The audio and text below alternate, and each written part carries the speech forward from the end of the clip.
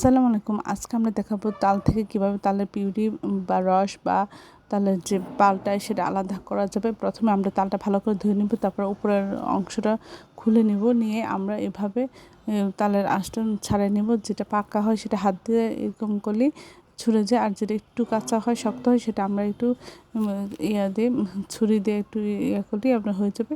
তারপরে এইভাবে গ্রেটার দিয়ে এবং গ্রেট করলে সামান্য একটু পানিতে ভিজিয়ে আমরা 1 মিনিট ভিজিয়ে এভাবে করে নিলেই সুন্দর একটা রস তৈরি হয়ে যায়।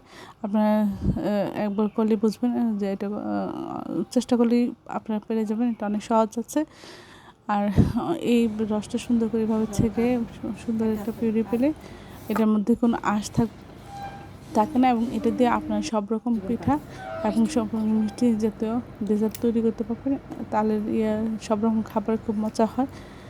সবাই আমার চ্যানেলটি লাইক কমেন্ট শেয়ার দিবেন, আমার চ্যানেলটি সাবস্ক্রাইব করে নেবেন, এবং এইভাবে এই ধরনের অনেক মজাদার পিঠার রেসিপি বা বিভিন্ন উপকারী জিনিস আপনাদের সাথে শেয়ার করতে পারবো। আসসালাম।